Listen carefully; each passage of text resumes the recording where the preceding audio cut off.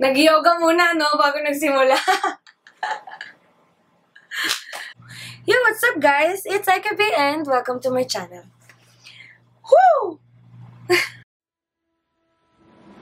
So, before I start, I just want to warn you guys that this video will be a little bit cringy and awkward. Kasi hindi talaga ako sanay sa exposure. I'm not used to facing the camera like that. Shy type ako. Totoo yan. Ayoko nang dumaldal pa. Let's start! Recently, everybody's talking about school because it's June. And in CEU, nag-start na kami ng classes last week. Pero parang isang buwan na ako pumapasok kasi tinatamad talaga ako. Pero ayun, when you browse YouTube, all you will see is about school. Back to school hauls, what's in my backpack. So I just thought, why not film my own? And merge the two in one video. My video will be about what's in my backpack and just a mini haul. So it will be consisting of 3 parts. The first one is about yung mga bagay na dinadala ko sa school araw-araw. The things that I cannot leave home without. The ones that are necessary. The second part is about just some stuff that I don't bring to school daily. Yung mga optional lang. Yung mga bagay na minsan feel ko dalhin pero di naman kailangan. The last part will be about a mini haul. Yung mga konting school supplies na binili ko for this school year, and it's not a massive haul. Just to be honest, I did not buy things just for this video. Yung mga bagay lang na binili ko na kailangan ko this school year. Kasi aminin nyo guys, tayong mga college students, hindi naman na natin masyadong kailangan ng school supplies. Depende na lang sa course. And ako bilang estudyante ng BS Psychology, we don't need a lot of school supplies, we don't need art supplies, and at saka ako yung tao na mahilig ako mag-recycle. Hindi na talaga ako masyado nagbibili. Ayan, nagdadadal na naman ako. Let's start sa first part. Okay, first, papakita ko lang yung bago kong Jansport na bag. Okay, aminin ko, hindi ko naman masyadong kailangan ng bag kasi meron ako supplier ng bag. Hi, Papa. Simula nung napansin ni Papa na mahilig ako sa mga backpack, he started buying backpacks dahil siguro mahal niya ako. Huwag ka magtampo, Papa, kasi yung mga bags mo pa rin yung mga paborito kong ginagamit. Binili ko lang to kasi binenta sa akin ng friend sa church. Hi, Ruth. I'm not sure if they still sell backpacks, pero I'm gonna ask her, and if ever they do and you guys want to buy from them, I'm gonna put the link to her profile below. Pero kung hindi na sila nagbebenta, syempre hindi ko na ilalagay yun. And just to explain, yung mga backpacks ko, hindi ako pa ulit-ulit ng backpack. Depende kung kailangan ko maraming dalhin. Ito kasi, ito yung ginamit ko last week. Ginusto ko siya kasi mahilig ako sa heart. Boyish ako, oo, pero ewan ko, ang cute niya. Nailabas ko ang pagkababae ko sa pagpili ko ng bag na ito. Ito lang ipapakita ko, Papa, huwag ka magtampo. Paborito ko pa rin yung mga bag na binili to start. I'm gonna open the bag. And yun nga, dahil yung first part natin are the necessary stuff, lalagay ko na yung mga gamit na yun sa bag ko na to para mag-prepare ulit sa pasukan sa Wednesday kasi medyo long weekend. Thank you, Independence Day. So, the first thing that I'm gonna show you ay yung set of pens na binili ko from an online store in Instagram. Aminin natin guys, in love tayo sa Gtech. Hindi dahil social climber tayo, pero kasi diba kahit mahal siya, it's worth it kasi ang ganda ng sulat niya and hindi naman siya mabilis maubos. And since I'm really in love with colored pens, hindi na ako nagpatumpik-tumpik pa, binili ko siya kaagad. Kasi matagal ko na rin hinahanap yung set ng pens na to. Kasi hindi lang naman siya sa school magagamit, diba? Magagamit din siya sa other stuff. Katulad ko, mahilig ako mag-design ng planner, and mahilig din ako mag-artsy-artsy na ganyan. So, bought this from at the Ladies tab sa Instagram. I'm gonna put the link down below in the description box. So, if you guys want to buy, $6.50. So, I'm gonna put it in the backpack. Lagi din ako may dalang pencil at pambura. And hindi ko rin alam kung bakit. Kasi in psychology, we don't draw. Well, before we draw when we had genetics. Pero ngayon school year, wala naman kaming subject ata na kailangan namin mag-drawing. Pero dala ko pa rin siya. Dahil siguro, iniiwasan ko makalimutan to kapag exams. And sa CEU Scantron, ang exams namin, necessary siyang dalhin. Kaya may extra pa ako isa, wala pa siyang pasa. Next ay, syempre, papel. Hindi kasi ako katulad ng iba dyan na nangihingi lang ng papel. papel. Joke lang. Last week wala akong mga dalang papel-papel kaya sorry sa mga hiningan ko. Maging honest tayo guys, may times talaga na timawa tayo sa papel. So ako, dahil madamot ako, hindi ko dinadala yung mga pad. Nagdadala lang ako ng mga 5 to 10 pieces ng yellow pad paper. Dahil siyempre, ano ba, kailangan natin magtipid. Hindi naman pwedeng masanay din yung mga kaklase natin ng hinihingi lang. Ayun, ang dala ko lang, minimal lang siya, long pad, saka crosswise, lalagay ko na rin siya. Next ay gunting. I'm not sure where I bought this. I think sa South. Ito, nabili ko siya last school year pa to sa akin. Ayan, lagi din ako may dalang Elmer's glue. Hindi ko alam. Girl Scout talaga ako, no? Hindi ko alam kung ba't ko siya dalan. Hindi ko naman siya masyadong ginagamit. Pero dala ko lang siya. Sa Expressions ko siya binili sa Robinsons Malolos. Next ay correction tape. Kasi, di ba, may times nagkakamali tayo. Gusto natin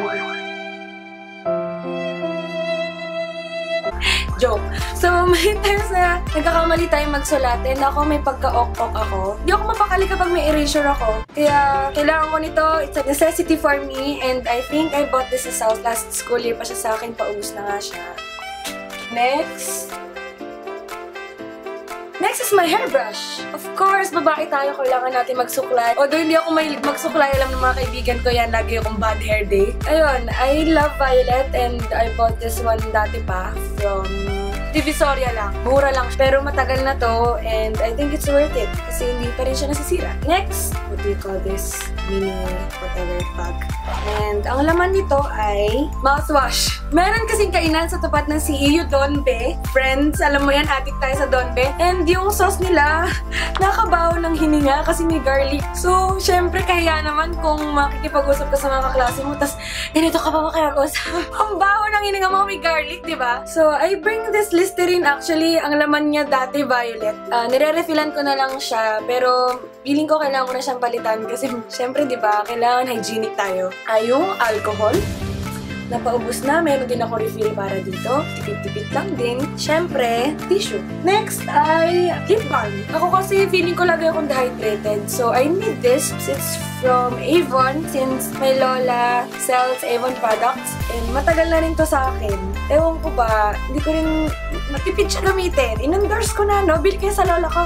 So, yun, araw-araw ko rin siyang dala. Mabilis kasi madry nga ang lips ko. And lagi din ako may dalang lipstick. Maybe, iba sa inyo nagtataka, ano ba yan? Ang tagal naman ng mga dalang makeup ni Aika. Wala, hindi kasi ako mahilig sa makeup. Sorry. Pero, nagtatry naman ako mag-aral na mag-makeup. Ang dala ko lang araw-araw ay lipstick. Hindi rin ako nagdadala ng powder. Wala akong pakailam kung oily yung mukha ko. So, namimili lang ako sa tatlong to. These are my 3 favorites. One from Happy Skin, yung Ana. Bagay kasi siya sa maiitim, katulad ko. And next ay yung Nude Lips number 4 from Everyday Love. I bought this from my classmate. And she sells Everyday Love lipsticks pa rin. If you guys want to buy Everyday Love lipsticks from her, I'm gonna put her FB profile link down below. And lastly, my all-time fave in the shade of Maple Mocha. In all honesty, I just bought this because ito yung in-endorse ni Solen and I'm a huge fan of Solen. Kaya binili ko siya. Pero bumagay naman siya sa akin, so why not? Ito yung pinakamadalas ko dalhin, pero may time na feel ko ito, may time din na feel ko. So, ang dadalhin ko pa rin this week ay ito. I also bring my pabango. Before, I don't like pabango. Ewan ko, hindi ko feel nagpapabango before. Gusto ko yung natural na amoy ko lang kahit mabaho. Hindi ko lang feel before kasi siguro dahil na-trauma ako, allergic kasi ako sa sobrang lakas na amoy. Kaya namimili lang talaga ako ng pabango. And ito, gusto ko siya dahil mabango siya. It's Handsome Girl from Bench. So, araw-araw ko rin siyang dala pero ingat na ingat ako dito. Ayun, para hindi tayo bumaho, besh. Ayoko nang mag-amoy ang hit. Next ay yung of course, wallet. Buhay pa tayo na walang pera. Yung wallet na to, thank you sa ate ko, ni Ate Madge. She gave this to me because they went to US ata last summer vacation. Maganda siya, Kate Spade. Medyo kakulay din siya nitong bag. Thank you ate, love you.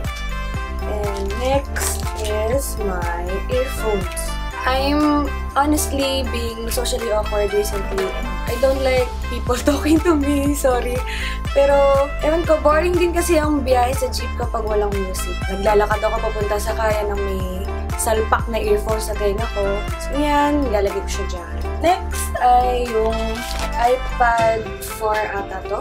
iPad. Siyempre, dahil din sa kadahilanan na mabilis maboard si Madam. Pag Mondays, we have 3 hours weekend. Kapag natripan kong maglaro ng Magic Kingdom sa atin, na-addict na ako, yun, dinadala ko siya. Pero may times din kasi na kailangan ko nito. So, lagi ko siyang dinadala at yung lalagyan niya. Nabigay ni Papa. So, yun. Lagi ko siyang, araw-araw ko siyang dala.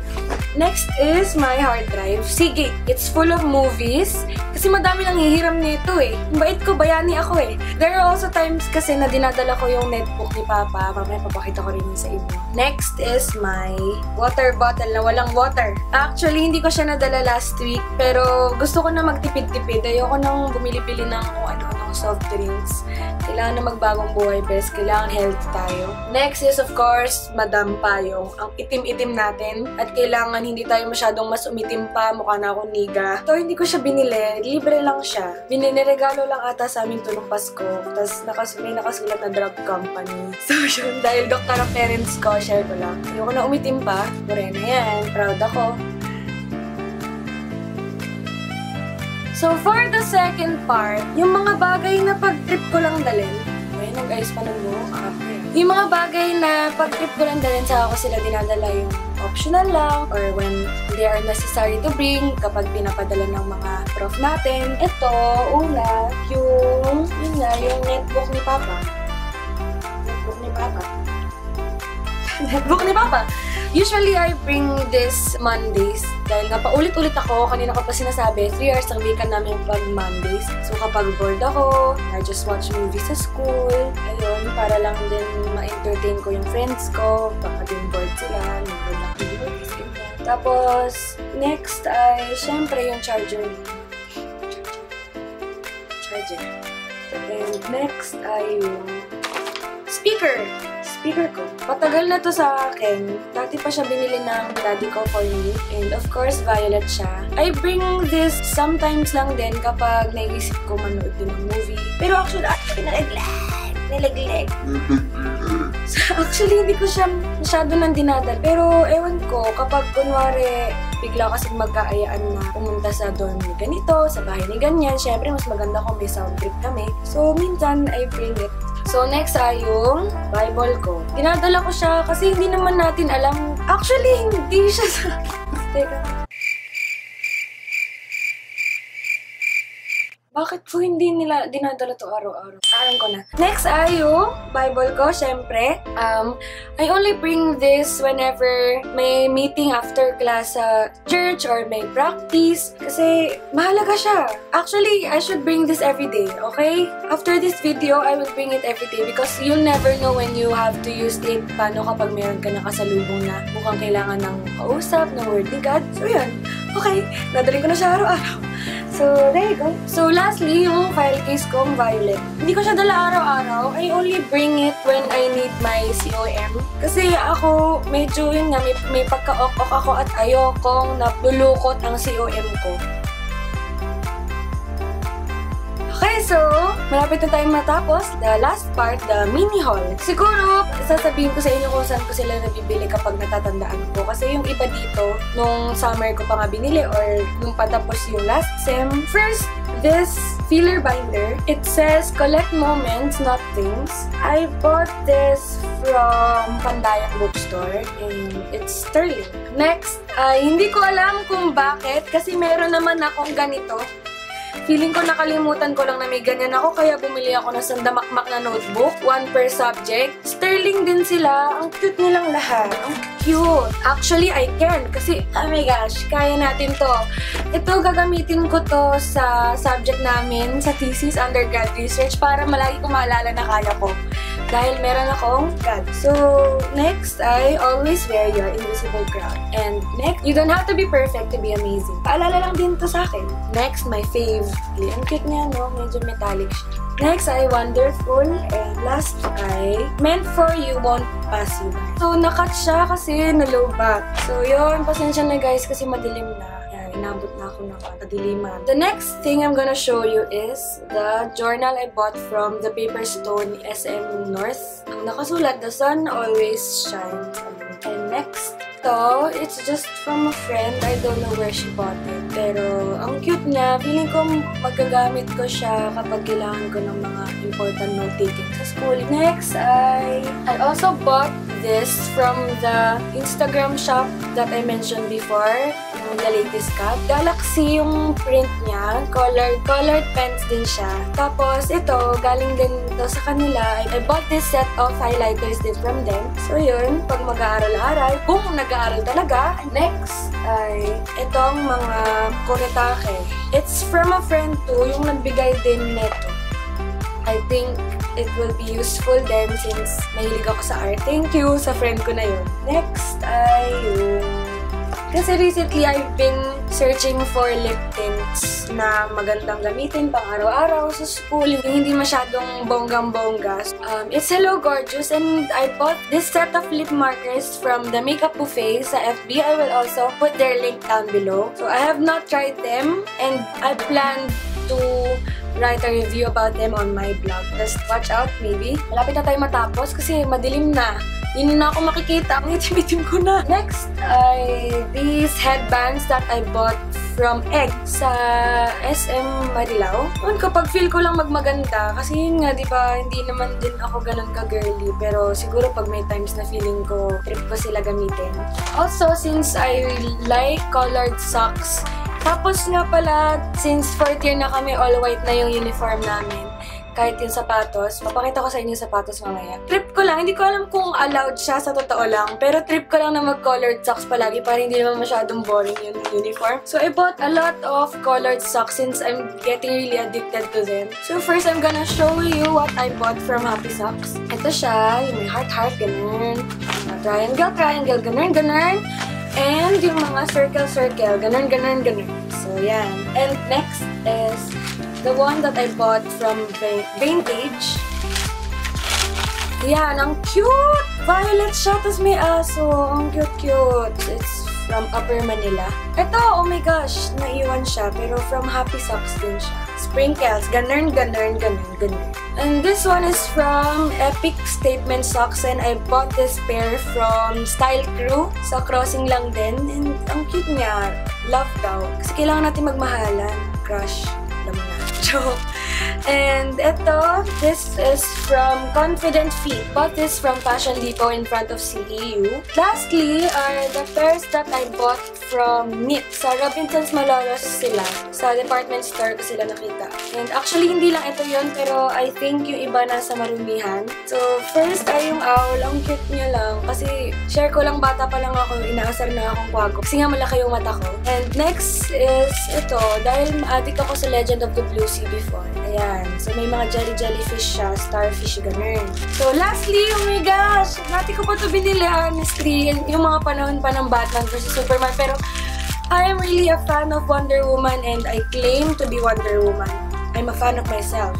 In short. So, yung sinasabi ko kanina na shoes ko. Thank you, Mom, for this. It's from Sperry. Madumi na siya kasi nagamit ko na siya last week. Cute lang. Nabili namin to sa Trinoma. Lastly, to finish off, I bought these books. No, it's not about school, but since there will be times na mag-breakdown na naman ako since kunwari sa stress sa school, I bought this book from PCBS sa tabi ng Robinsons Malolos. Yung title niya ay O. And di nakalagay, Why It Matters for Everything We Think, Say, and Do. It's a Christian book written by Paul David Tripp. And ito, syempre diba may times na, yun nga, lagi ako naboboard sa school. Hindi sa klase pero medyo lang. Pero ito, I also bought Joy Tanchi Mendoza's book, When a Good God Allows Rain. So since sobrang dilim na, I think you don't see me anymore. Thank you sa ilaw ng kwarto. Thank you for watching this video, guys. If you haven't subscribed to my channel, which I know you haven't because this is my, I think, first video na medyo personal, I hope you subscribe and if you like this video, thumbs up. Thank you for watching. Bye! See you on my next video.